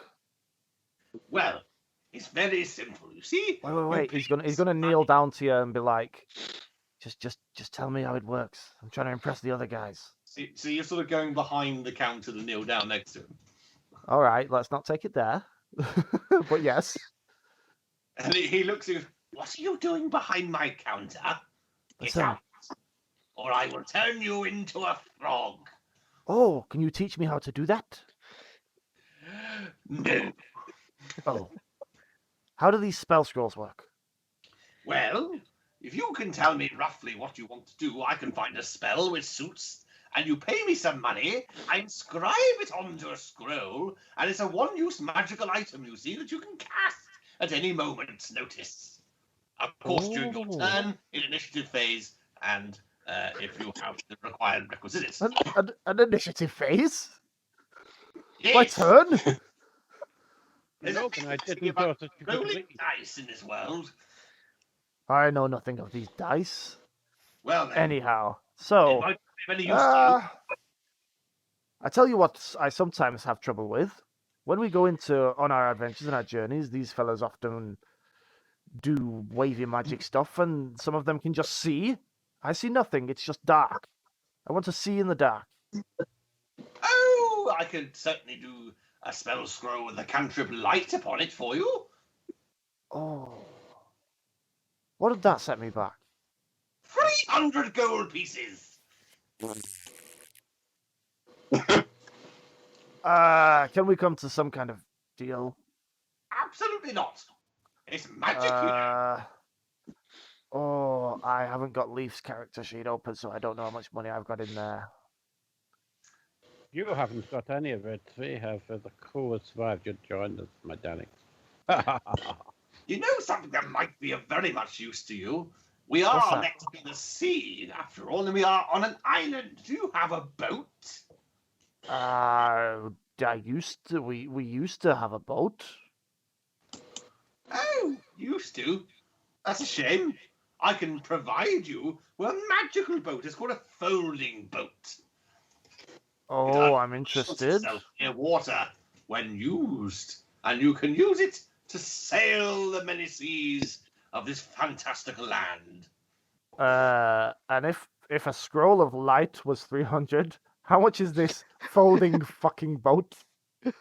For you, good sir, only 3,000 gold pieces. How much is a normal boat? I don't know, I'm not Navy. He turns around to them and is like, Let's go down to the docks and find a boat builder. I'm going to sell you a magical one for 3,000 gold pieces. How about it? And he holds his hand out to you. he turns to the rest of them and is like, do we need a foldable boat? I mean, it seems useful if we can take it overland with us, but I don't know. At this moment in time, I look at my price and go, I can't afford it. I know that who has Leaf's bag of holding? I think Walter? yes, I think I have the bag of holding. You But I do have don't that much have money, any- but it depends if we want it. To be honest, I don't really know how much you got in there. I barely know about it. I know it exists, but I just really know it exists. I What's in think, first of all, we need to find out where the path to Melnoris lies and maybe put a holding marker on this boat, because we might need some other way of finding our way along the quest. The folding boat might be a wrong thing to find. However, Maybe, I am but it would save interested- us if we come across ocean in future. If we just happen to have a folding boat with us, we can fold it back up any point, go across land, across sea. Would you like me to talk you through some of the spells, the potions I have on my table? If the other items are too expensive for you? I wouldn't mind hearing about this dagger. I quite like daggers. I have these daggers myself. They're jeweled, and I use them for helping me cast my spells. They're very nice. Well, this is as I said, its name is the Blade of the Cult. It came from a cult member. A member of the occult. For you, I sense great power. Something about you.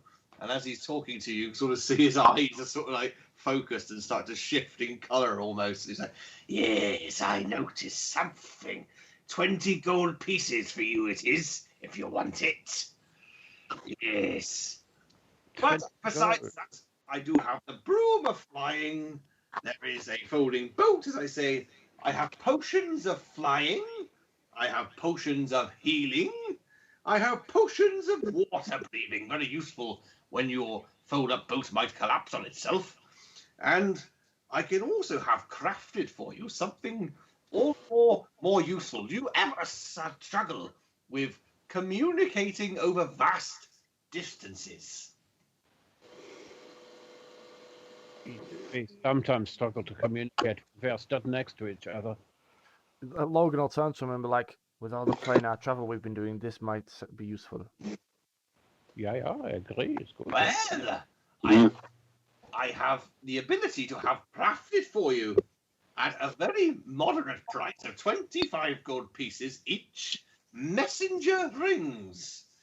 These are rings that you put on your finger and you can psychically communicate with one another. Do they only go on your finger? Ooh. Yes, they can only go on your finger. I don't know what you're getting, but I'm sure it's vulgar. Okay, so what I'm saying is, you want 3 grand for a boat, 300 for a light spell, and 100 for these 4 rings. What kind of a deal can we do for all? Including the dagger as well. Well, let me tot things up for you just a moment here. That's 3,000 for that one. There's 3,020. What else did you want? You wanted the rings, didn't you, at 100 gold pieces? That's 100.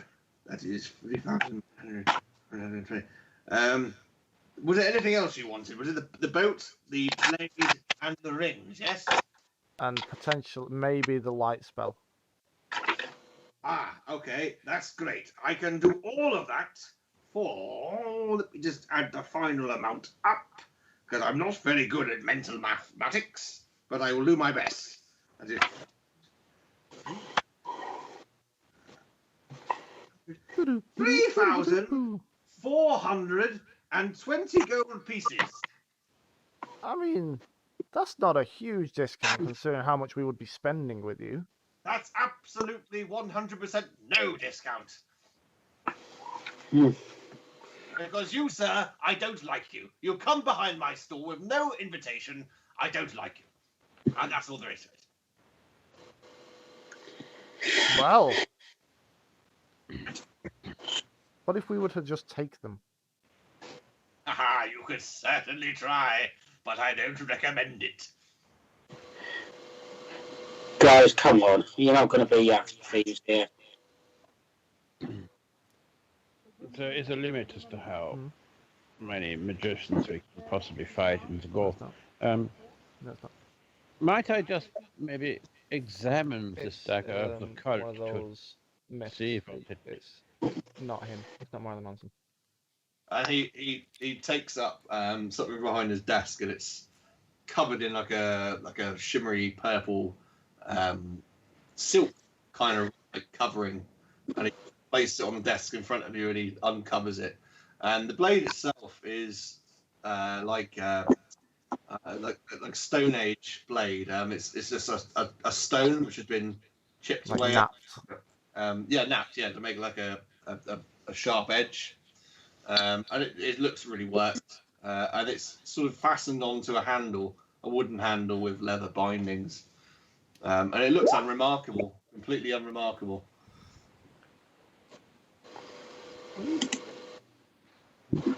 But I do like a little bit of cult kitsch, you know, it's very nice. 3,120, you say? No, 3,000. I think I said 420. Oh, I'm very sorry. I have a couple of numbers sometimes. I do apologize. 3,420. Might we go apart to maybe discuss this? Because it is quite a lot of money for four poor adventurers just roaming around. It is a lot of money, and I might have been willing to do you a deal, but your friend over there presumed to come behind my desk, and I don't like that.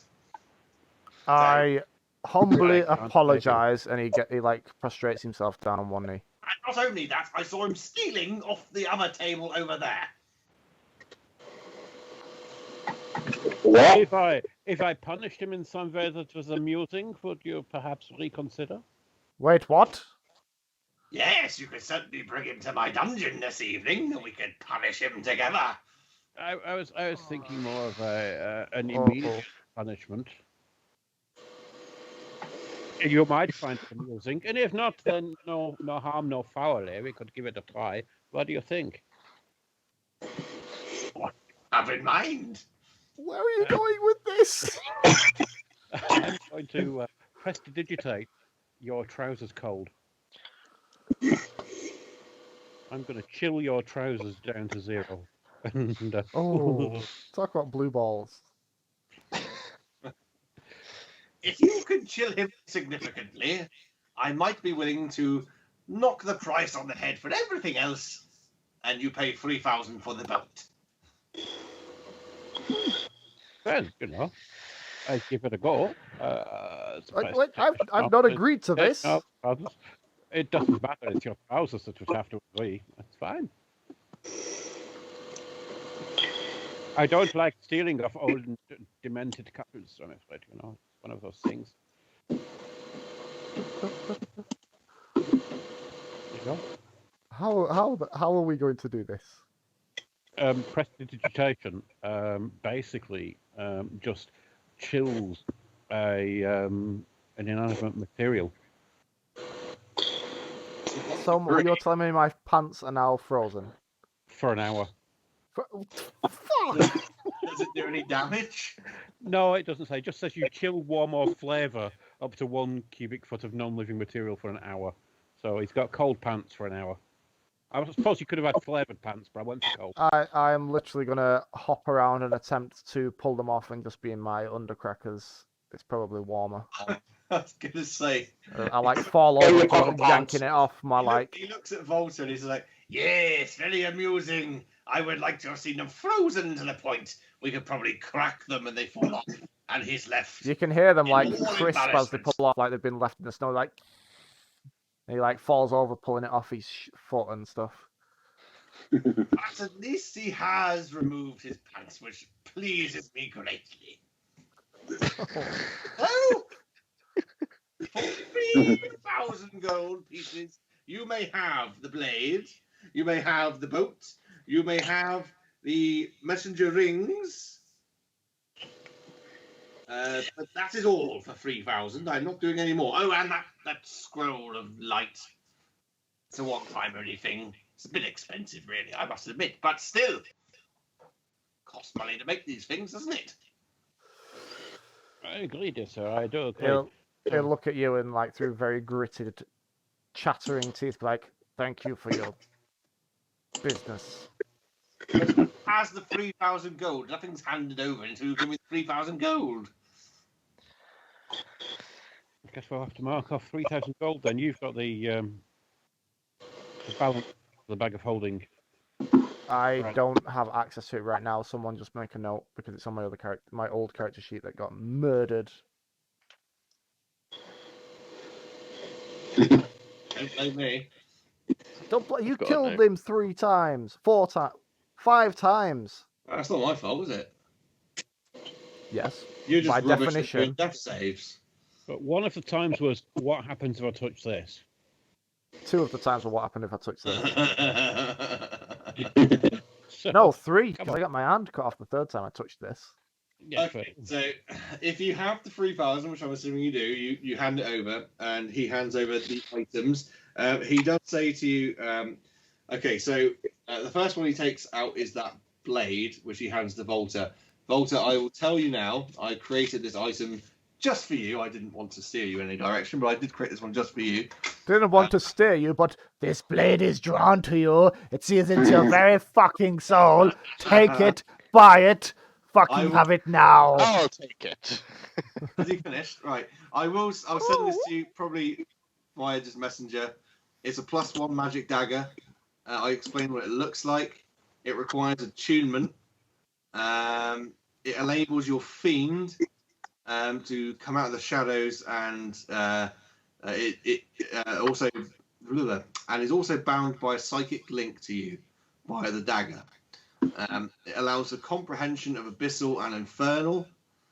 And when you're able to inscribe the Book of Shadows with a new spell, it costs nothing, and the inscription appears instantly on the page, which is good for you because normally it would cost you a lot of money, if dripped with the blood of a fresh sacrifice.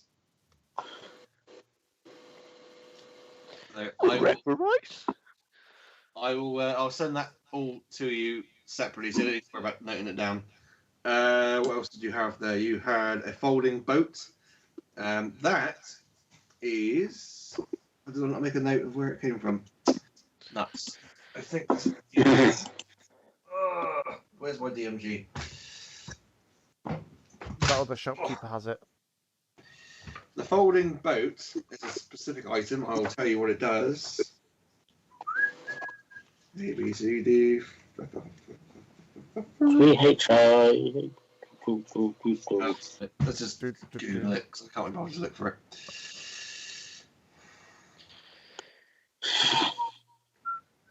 Folding Ivy. Okay. So he hands this one over, and the object appears as a wooden box that measures 12 inches long, 6 inches wide, and 6 inches deep. It weighs 4 pounds and floats. It can be opened to store items inside. This item also has 3 command words, each requiring you to use an action to speak it. 1 command word causes the box to unfold into a boat that is 10 feet long, 4 feet wide, and 2 feet deep. The boat has 1 pair of oars, an anchor, a mast, and a lateen sail. The boat can hold up to 4 medium creatures comfortably. The 2nd command word causes the box to unfold into a ship, 24 feet long, 8 feet wide, and 6 feet deep. The ship has a deck, rowing seats, 5 sets of oars, a steering oar, an anchor, a deck cabin, and a mast with a square sail. The ship can hold 15 medium creatures comfortably. When the box becomes a vessel, its weight becomes that of a normal vessel, its size, and anything that was stored in the box remains in the boat. The third command word causes the folding boat to fold back into a box, provided that no creatures are aboard. Any objects in the vessel that can't fit inside the box remain outside the box as it folds. Any objects in the vessel that can fit inside the box do so. So the folding boat. Again, I will send the details of that to you on chat later. You went for a spell scroll, and that was the cantrip light for Logan. Yes. And then you get messenger rings, 4 of those, so 1 for each of you. It allows you to telepathically communicate up to 50 feet away. That is not as far as I was hoping. Well, you didn't inquire. That's fair. Do I have to see them? Sorry, Don. As you're about to leave the stall, he goes, would any of you like to see a card trick? Do we? No, thank you. As my character would say. No. I mean, No, it I was probably looks brought up in the interesting and then pits. I'm goes- down for goes gambling. better of it. Logan being brought up in the fighting pits is like, I'm down for a gamble. What you got?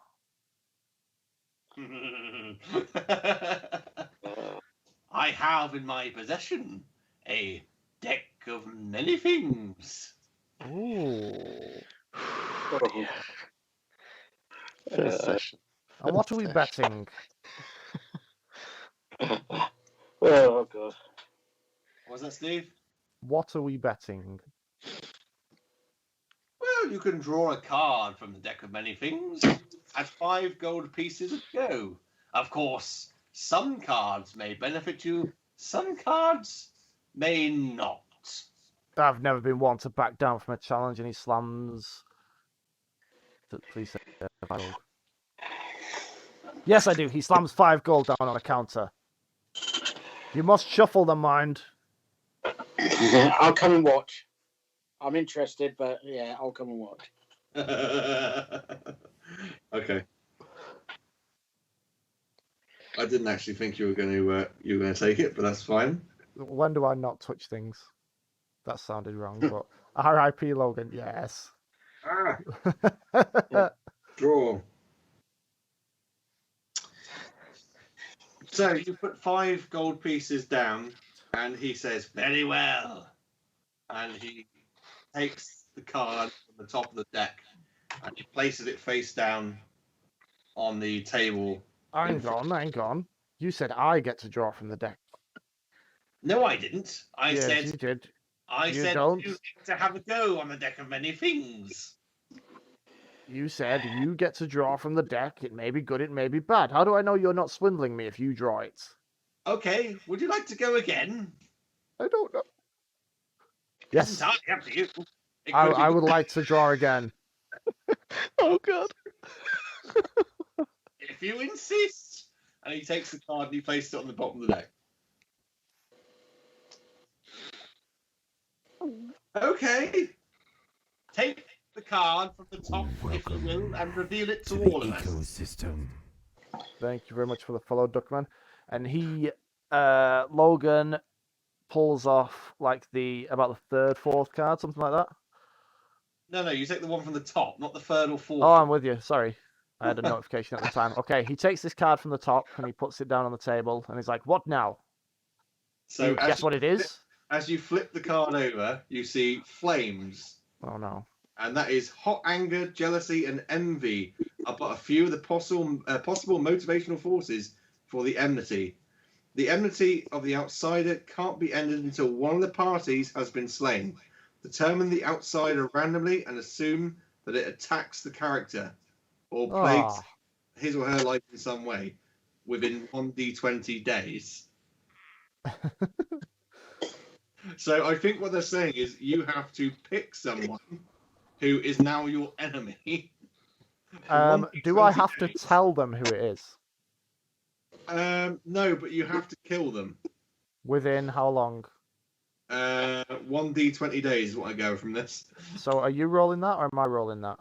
I can roll that. That's fine. 2. So you have 2 days. Do the other characters know what this card translates as? Sorry, say again. Do the other characters understand what this card means, or do they just see it as flames? Well, I think Fizzgird was probably explained it to you what it means. Oh god. You have He 2 just- days to kill a random person. I can determine who that random person Wait. is for you, or you can determine that yourself. Does it have to be a party member or just a random person? It just says the enmity. One of those. The enmity. So basically, yeah, someone either has to kill you or you have to kill them.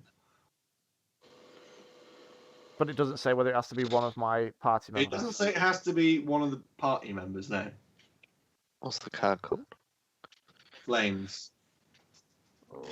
Ugh. This could be which so is the good case or website so itself. bad. It's a Jack of Many Things generator. That barkeeper was quite, in person, just saying. Would you like me to pick the other person for you? As soon as Captain Danface gives me if it tells any more or not. I don't like this. I don't like this. He turns around to face the party and he's like, "Don't worry, guys. I won't do anything." Then shifty eyes to the side, like. The It's all description of it on superstition. Roll20 is different. I'm going by the wizards.com. Okay. They've got a Deck of Many Things generator. If that's all it says, that's all it says. Bonus, we can work that out later, can't we? Okay, so you choose, but private DM me. And we'll see what happens. I've already got a person in mind that wants to kill you. Oh, great. Just private DM me then. Later. Hi. It's a surprise. Great. What? Just out of interest, what was that first card you pulled? Not that I'm saying I want it. I'm just curious if it's a deck of all the same things. I cannot tell you, because to pull the card again would invoke its properties. If you wish for that sort of thing to happen, you'll have to pay me a further 5 gold. You know what? I'm good. Thank you. Thank you for everything and nothing. Well, then may I suggest you watch your back and watch your temper, sir, because you are going to, or someone is going to, attempt to kill one party or the other. I think we should leave now. Oh, God. Fancy you go on my... Just out of interest, what happens if I don't do what the card says within 2 days? I don't think you're going to have a choice. I think from the All wording right. I've got there that you are going to one way or the other. Yeah. This. Either you kill Faz. them or they kill you. Okay. Let's Get face this. it, they're going to meet you, they're going to want to kill you, it's fine. You really should have just stuck with the card I gave you because it was so much better. It is what it is. You're just determined to lose another character is what it is. No. I've lost too many. Dum, dum, Right, dum, let's dum, move dum, away from this dum. swindler. I resent that fact. I'm a swindler. You also resemble it. You called it a fact, though. What? I didn't mind my wording, okay? You've got what you wanted. I think we should go to the Harbour Master now. We've had too much fun for one day. Well, I think, what time are we on? 10 to 11. I think what we'll do is, since we've had a bit of fun there, it's a good idea to wrap it up there, perhaps, before we go engaging in any more shenanigans. And we can think on our next moves. I've got to think on my next move because I have someone that wants to kill Steve. and we can resume this Tuesday after. Excellent. To everybody watching, I really hope you've enjoyed it. This is generally the level we get up to. If we're not in combat, we're doing some sort of crazy stuff in towns and winding people up. And as if we're not doing that, we're in combat, and Steve generally dies. So this might be a bit I different. do die Steve's a gonna lot. probably die in a town. So that's something new. So as you can see, everyone's names are above their windows. They've got their Twitch handles. Thanks to Steve Cobbs 100, Captain Gingerbread as the DM, Captain Danface over that way because this is mirrored. Gingerbeard even, but Gingerbread, Gingerbeard, and I resent that Ben fact. Kernow playing Mugneth, and I am Builded Branch. Thank you all for tuning in. We will be live for a modded raft stream Thursday at 8:30, and then this campaign, The Fall of Vaybaba, will run every second Tuesday, roughly 8:30, give or take a few minutes. So 2 weeks from today for the next session. Thank you all for tuning in. Goodbye.